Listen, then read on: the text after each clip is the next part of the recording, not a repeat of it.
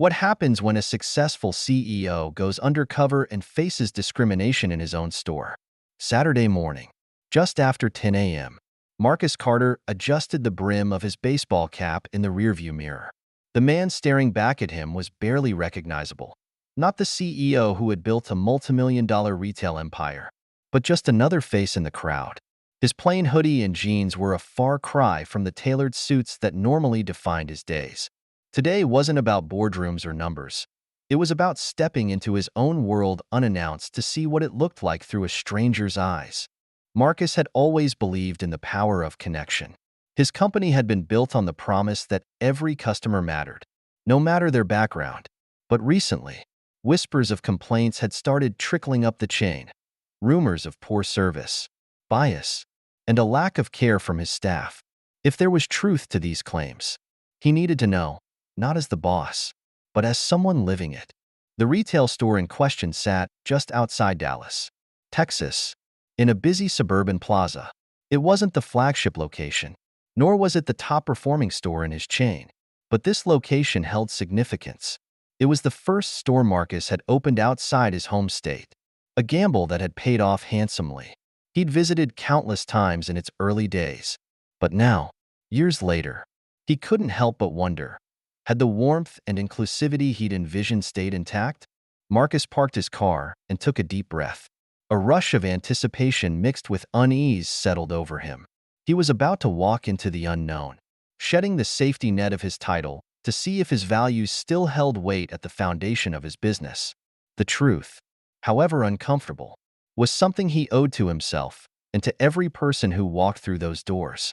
But what Marcus didn't know was that his commitment to uncovering the truth would lead him to a moment he'd never forget, one that would challenge everything he thought he knew about his own business. Marcus stepped out of his car and into the bustling parking lot. The sun was already high, casting sharp reflections off the windshields of nearby vehicles. He adjusted the strap of his weathered canvas bag, the kind you'd see slung over the shoulder of an everyday shopper. Today, he wasn't CEO Marcus Carter. He was just another customer with a name no one needed to know. The storefront gleamed in the sunlight, the logo bold and familiar. He couldn't help but feel a swell of pride as he approached the automatic doors. This was his creation, a vision turned reality. But pride quickly gave way to focus as he crossed the threshold, the cool blast of air conditioning welcoming him inside. The store hummed with activity. Shoppers pushed carts laden with goods, and children's voices rose and fell in excitement near the toy aisle. Employees in uniform moved with purpose, stocking shelves, ringing up purchases, and assisting customers. To the untrained eye, everything seemed to run like clockwork. But Marcus wasn't here to glance over the surface. He was here to dig deeper. He paused near a display of brightly colored kitchen appliances, taking in his surroundings. A young woman in a striped uniform jacket stood nearby, chatting with a customer about product features. Another associate rearranged items on a nearby shelf, his movements efficient but detached. And there, at the far end of the store, stood a younger man leaning against the counter of the electronics section, idly scrolling on his phone. Marcus decided to head in that direction.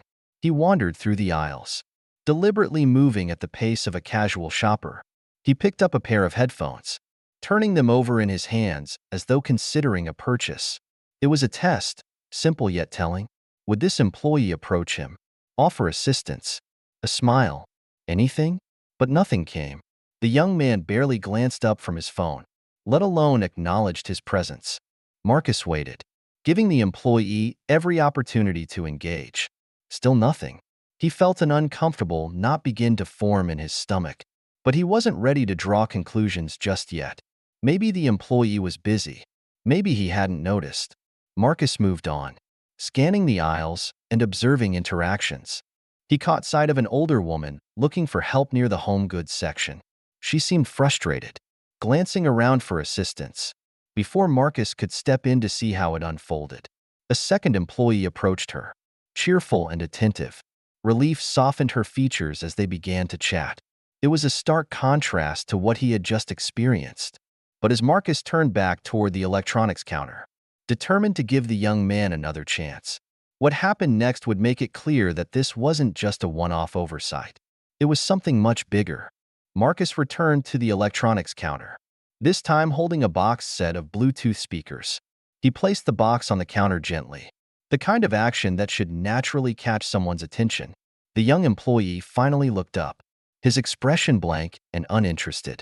"Can I help you?" he asked, his tone making it clear that he wasn't particularly interested in helping. Marcus smiled, hoping to diffuse the awkward energy. "Yeah, I was wondering if you could tell me a bit more about these. Are they good for outdoor use?" The employee gave the box a cursory glance before shrugging. "I don't know. Probably," he said, his attention drifting back toward his phone. Marcus blinked, momentarily taken aback. "Could you maybe check? I want to be sure before I buy them." The employee sighed heavily, as if Marcus's request was a monumental inconvenience. Without a word, he grabbed the box and flipped it over, skimming the back. "It says here they're weatherproof," he mumbled, handing it back without further explanation. Marcus felt a wave of frustration rise within him, but he kept his voice calm. "Okay, and do you know if they're compatible with most devices?" The employee rolled his eyes. "Look, man, all the details are right here on the box. You can read it yourself," he motioned vaguely toward the shelf, "or pick something else. Doesn't matter to me." A heavy silence hung between them, broken only by the distant hum of the store. Marcus could feel the tension creeping into his own posture. This wasn't just inattentiveness, it was outright dismissiveness. He glanced around, noticing other customers being treated with warmth and enthusiasm by employees. A white couple near the front was getting personalized assistance from the same young man who had helped the older woman earlier. Yet here he was, barely being acknowledged. Determined to remain composed, Marcus decided to test the situation further. "You seem busy," he said, trying to keep his tone neutral. "Is there someone else who might be able to help?" The employee smirked, the corners of his mouth curling with disdain. "I don't think anyone's free right now. Just figure it out." "All right." The words stung more than Marcus expected. He wasn't angry, not yet. He was disappointed. This wasn't just a bad attitude. It was something deeper, something uglier. And it wasn't just about him. If this was how the employee treated someone he assumed was an ordinary shopper, how many others had left this store feeling the same sting of indifference? Before he could say another word, the young man turned away, grabbing his phone and walking off toward the back of the store. Marcus stood there, rooted in place, holding the box of speakers. For a moment, he considered walking out, but he quickly dismissed the thought. He wasn't done yet. But what Marcus didn't realize was that this moment of dismissiveness would soon expose something far more troubling about the culture he thought he had built.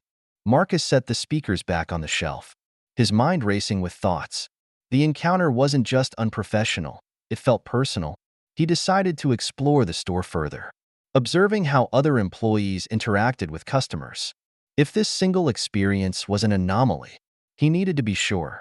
If it wasn't, he had a bigger problem on his hands. He wandered into the clothing section, where a young Latina employee was folding shirts at a display. She greeted him warmly, her smile genuine. "Let me know if you need help with anything," she said. It was a stark contrast to the cold reception he had just experienced. Marcus lingered, pretending to browse, and noticed her assisting an elderly man nearby.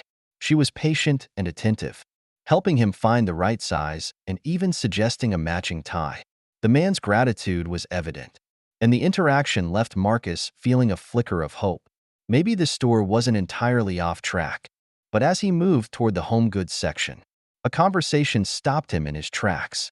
Two employees, both young and casually leaning against a shelf, were engaged in a hushed but unmistakably disrespectful exchange. "That guy over there," one of them said, jerking his head subtly in Marcus's direction, "is probably just here to browse. People like him never buy anything big." Marcus felt his jaw tighten as he pretended to examine a set of pots and pans. The other employee chuckled. "Yeah, he doesn't look like he's got the cash for this stuff. Probably just wasting time." It was a gut punch. They didn't know who he was. To them, he was just another black man walking around a store they assumed he couldn't afford. The casual nature of their conversation, the ease with which they dismissed him, spoke volumes. It wasn't just one bad employee. It was a culture that had somehow allowed these attitudes to fester. He stayed quiet, resisting the urge to confront them then and there. Instead, he moved toward the checkout area, determined to gather as much insight as he could before addressing the issue. At the register, he found a middle-aged black woman ringing up customers with a kind, professional demeanor. Her name tag read Denise. Marcus watched as she greeted each person with a smile, her voice steady and warm. When his turn came, she looked up and smiled. "Did you find everything okay?" "Not exactly," Marcus replied, his tone measured, "but I think I'll hold off for now." Denise's smile faltered slightly, but she nodded. "Well, if you need anything, just let us know. We're here to help." Her sincerity was genuine, and for a moment, it eased the weight on Marcus's chest. It was clear that not everyone in this store shared the same dismissive attitude, but it also highlighted the inconsistency. Why were some employees so welcoming, while others were so blatantly biased? As Marcus walked out of the store, he couldn't shake the feeling that something larger was at play. He knew it was time to confront the truth head-on. Marcus sat in his car, the afternoon heat pressing against the windows. He gripped the steering wheel tightly, staring out at the store that bore his company's logo.